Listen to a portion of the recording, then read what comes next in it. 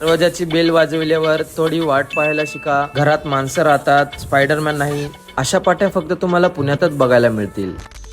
तर नमस्कार, माझं नाव आहे राज आणि आज मी जातोय अष्टविनायकातला 5वा गणपती पाहायला. अष्टविनायकातला 5वा गणपती म्हणजे थेऊरचा श्री चिंतामणी. पुण्यापासून थेऊर अवघे 22 किलोमीटर अंतरावर आहे. तुम्ही बसने, बाईकने आणि कारनेही जाऊ शकता. पार्किंगची सोय आहे आणि आरतीची वेळ ही सकाळी 6 ते 11 आणि रात्रीची 7 ते 9 वाजता असते.